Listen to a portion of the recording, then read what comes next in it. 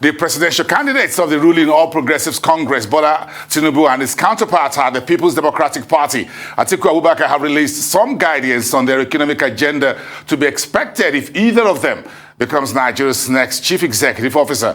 Professor Franklin Ngwu, Director, Public Sector Initiative at the Lagos Business School, is my guest tonight, and he's here to dive into what we know at the moment. A good evening to you, Professor Ngwu. Thanks for coming. We appreciate your time. Thank you for having me. Let's hit the ground running. We all know what's going on in the political circuit, so this is business time. What's your outlook from the private sector, from the whole election? Let me get your view as about watching the presidential candidates emerging, not only from these two political parties, but also from other parties such as the SDP, the Labour Party, the NNPP. Do you think we're getting to that defining moment when you begin to say, okay, we begin to have the final list of men? Well, there's no woman yet.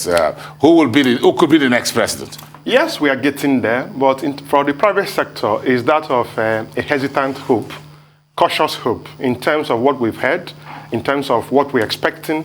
You know, when you want to do a plan, you have to ask yourself, where are you now? Where do you want to go? And how do you get there? And when you look at it, this where are you now, where do you want to go, and how do you get there, will come from the vision of the organization or from the country.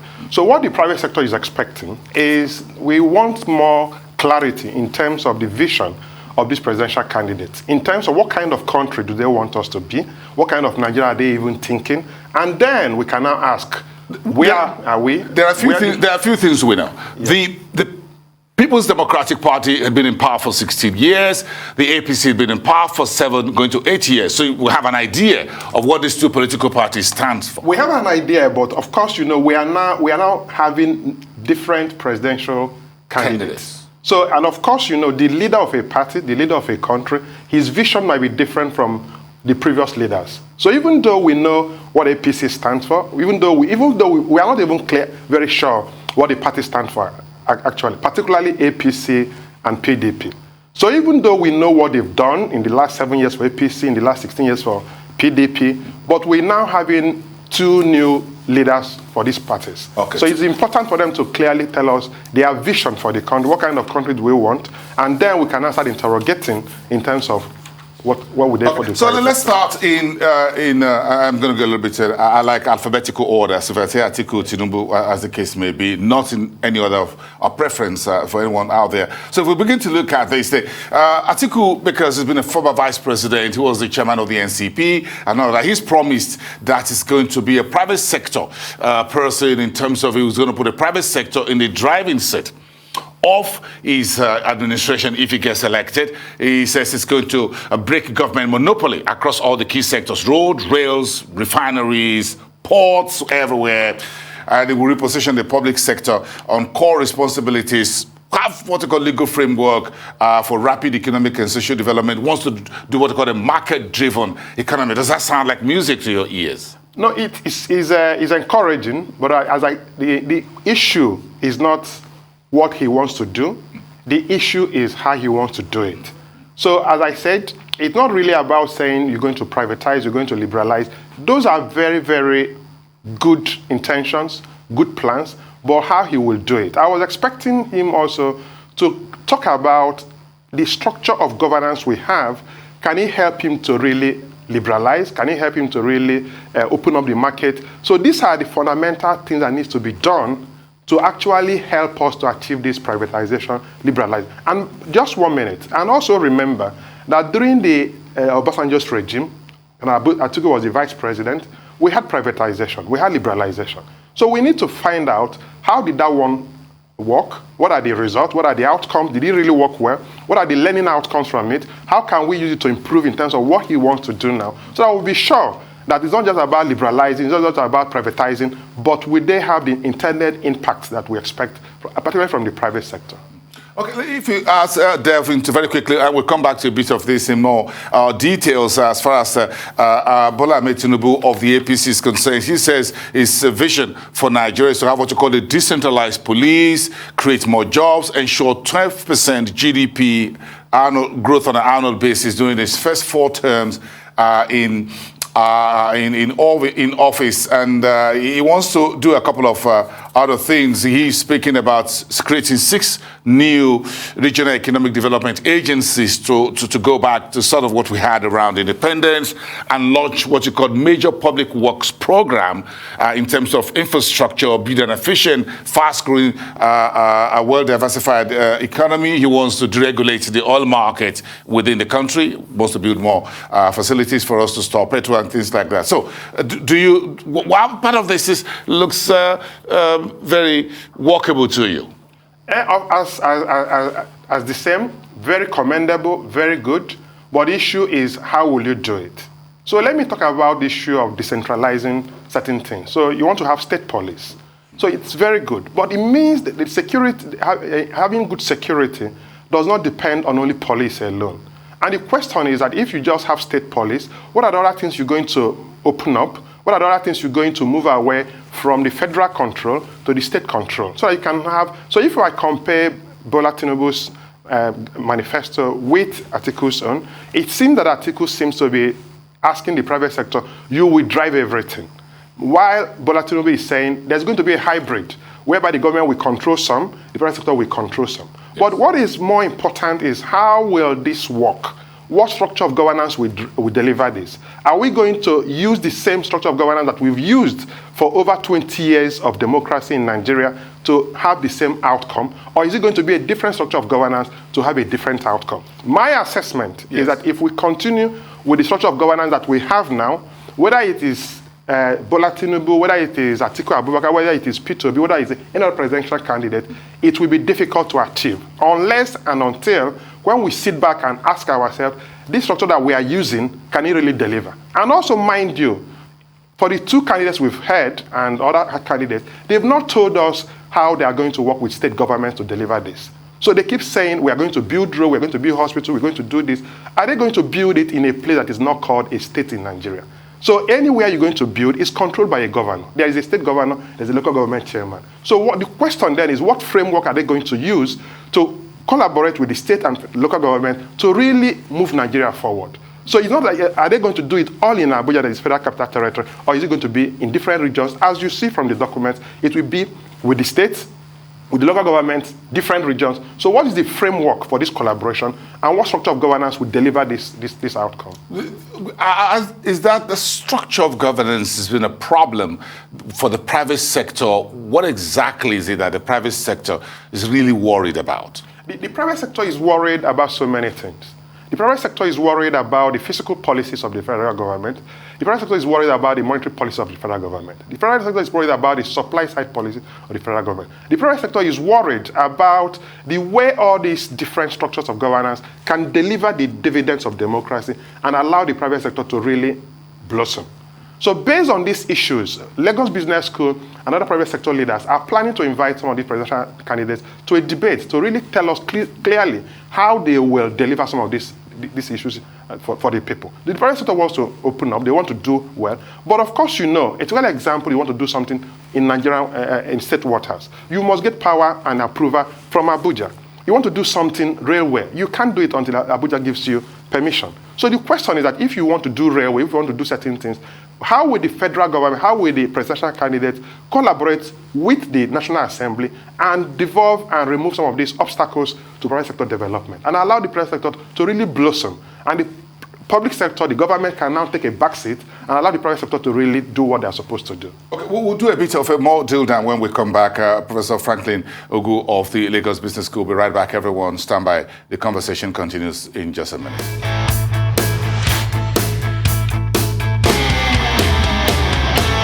Yeah, this is a Rise Exchange. Within the last 24 hours, 2 of Nigeria's leading political parties, the All Progressives Congress and the People's Democratic Party presidential candidates, have released what they call the guidance to their economic agenda ahead of the 2023 general elections. Atiku Abubakar of the PDP and Bola Tinubu of the All Progressives Congress. My guest on this tonight is Professor Franklin Ngwu of the Lagos Business School, and he's giving me some insights and perspectives into what we have right now in the public domain. Like you rightly said, we expect this to be fleshed up and we get to have more clarity and more of the point. But first, let's get through to what Bola Ahmed Tinubu, the presidential hopeful of or candidate of the APC, says about increasing education annual budget by 25%, health by 10%. That sounds good.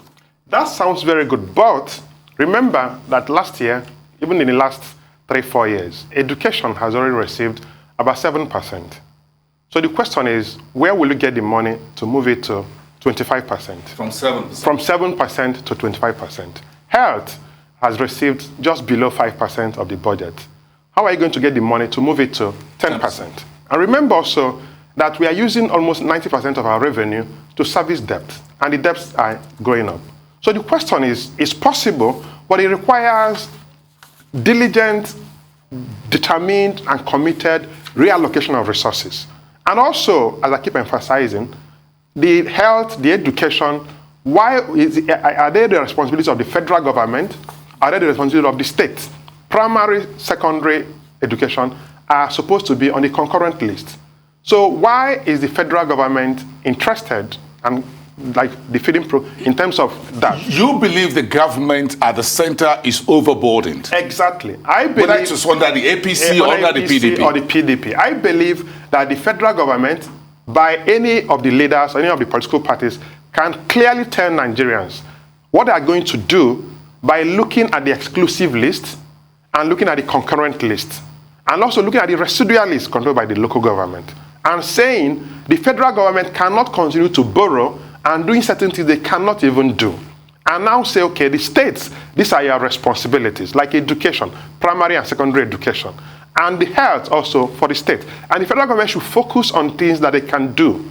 This issue of saying we're going to do infrastructure, we're going to do agriculture, we're going to do health, we're going to do education, it cannot work. We've tried it for over 50 years. So on that note, when Atiku Abubakar says in his own economic guiding principles that he wants to break government monopoly, that sounds like something that had been there even during the military era. Exactly. But of course, you know, privatization and liberalization, it didn't start in Nigeria today. It's been there for a very long time. Yes. So since even IBB, that was structural adjustment program yes. of General Babangeda's administration. So we've been doing it. But as I said, the question is it working? If it's not working, why is it not working? Okay, let's look at rail, for example. Let's look at rail. Yes. We've not been able to break the monopoly of Nigerian Railway Corporation. Yes. President Obasanjo tried it while he was under the PDP. He was unable to break the Railway Corporations Act, where the private sector needs to come in. Exactly. So what I'm trying to say is, do you think Atiku will be able to break it? It's difficult, but he can if he does the necessary reforms, necessary structural reforms of the country. One is, as I said, move railway development from the federal government to the states. And that means that if you have money and you want to connect Edo and Delta State, and you want to connect Delta and Anambra State, or you want to connect Ondo and another state, or you want to do Lagos to Calabar. Lagos to Calabar, what you can do is to have collaboration with the different states. And they can now move. But you want to do Sokoto to Maiduguri, for example. Exactly. Going through Kano, Kaduna. Exactly. So okay, what it means... which you can call the Northern Corridor. Exactly. But of course, you know, you can even break it and say, okay, Sokoto, this firm, you're in charge of it. When you move to Kebbi, for example, when you move to Kaduna, another firm takes over. When you move to Kano, another firm takes over. So it becomes private sector driven. But this has to be better negotiated with the state government. It's the same thing that is happening in mines and steel.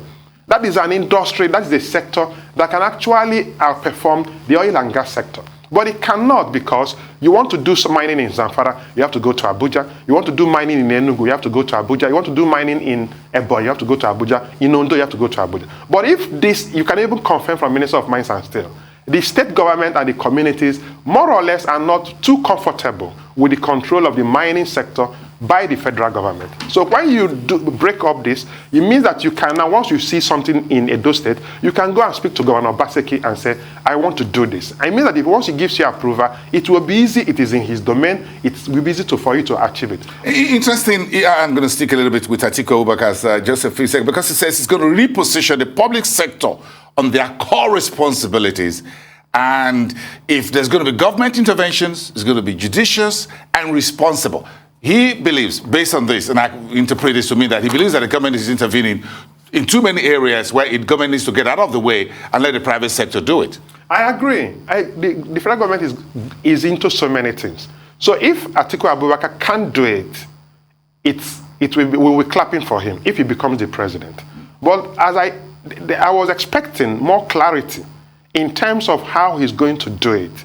It's not just about telling Nigerians that we will do it, because we've had instances where these things have been promised, but they never materialize.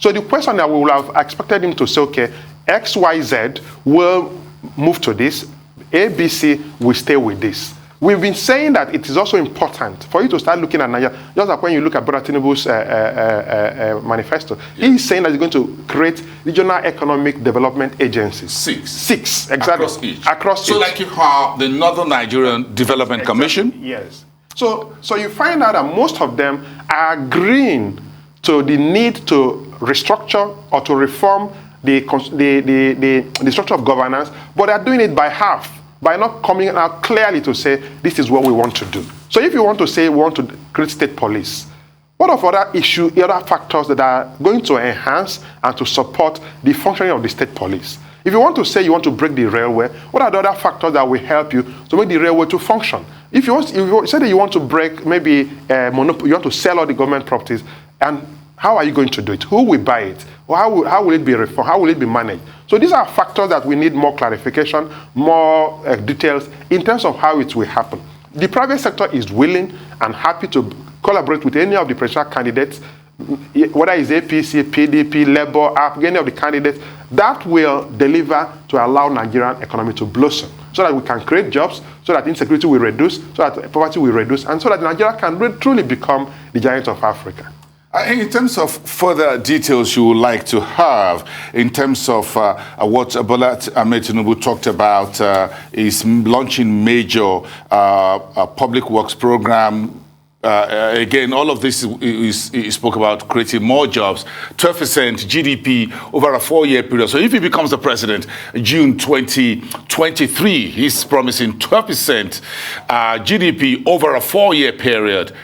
You're going to take that home tonight?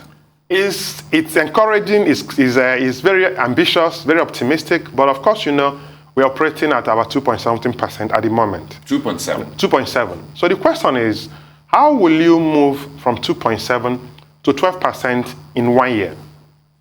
Maybe there will be divine intervention that will help, it's possible, but in reality, from economic assessment and analysis, it's a difficult task to do.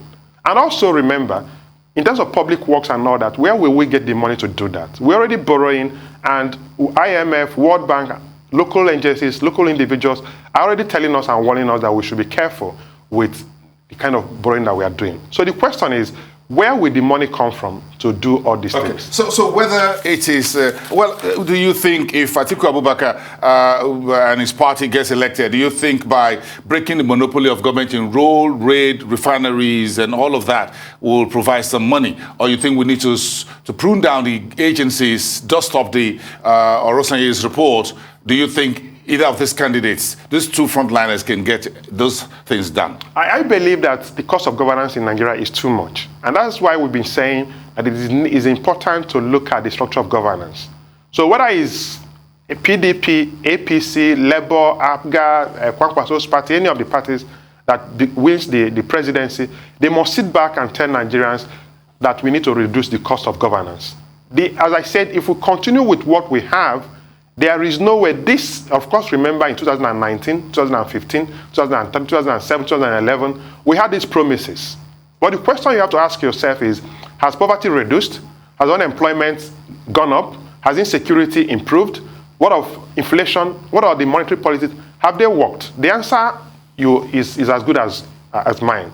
So we know that these things have not worked. So the question is, are we going to continue on the same lane when we know that these things are not working the way they are supposed to work? So I'm going to ask the first question. I'm going to ask you the same question last in this conversation tonight. So is it down right now to individuals, the presidential candidates, or the political parties? In other words, do you think if Atiku Abubakar gets there, or if it's Bola Tinubu, do you think they will say, look, I think we've done things wrong, as a APC for the last 7 years. There's going to be a continuity.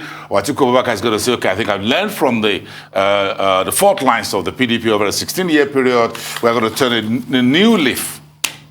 Of course, Nigerians are concerned about the individual and also about the political parties. So, but of course, you know, given the development of democracy in Nigeria, the leader of the party is still as powerful as anything.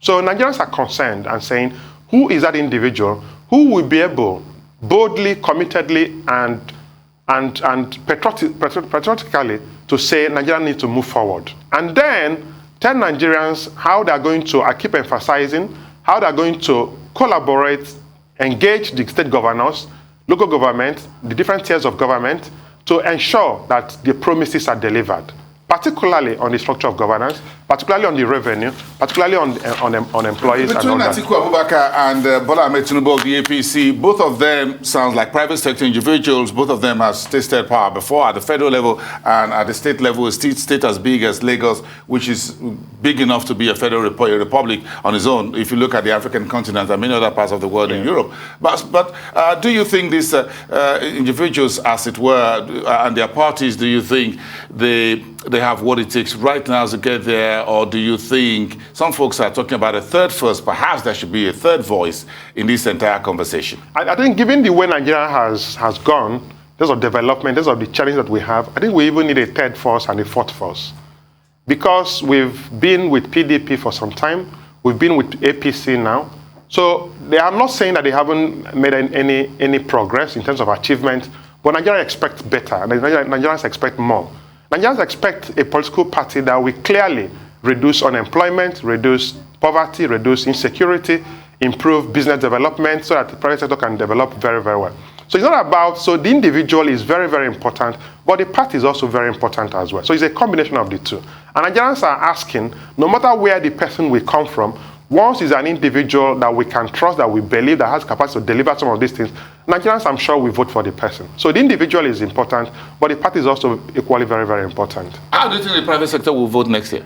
Of course, they will vote based on the assessment of the manifestos of these political parties and also the assessment of the individuals. It's going to be also still based on promises. It's going to be based on promises, but of course, the private sector also, there are different ways. You can do scenario analysis, which the private sector is very, very good in doing. They can analyze it and see different scenarios and engage this private sector. As I said before, Lagos Business School with the private sector leaders are going to invite some of these presidential candidates to a series of debates to tell Nigerians what they are planning to do and how they are going to do it and how we are going to hold them accountable. And I keep emphasizing, the media like you should join hands to make sure that these candidates deliver on what they're supposed to do. And we'll keep reminding them that they need to deliver on some of these promises. You know this conversation is not over yet. Yes, it's just beginning. It's just beginning. Yes. Thank you so much. Have a great evening. Professor Franklin Ngwu, Director, LBS Public Sector Initiative. We appreciate your time.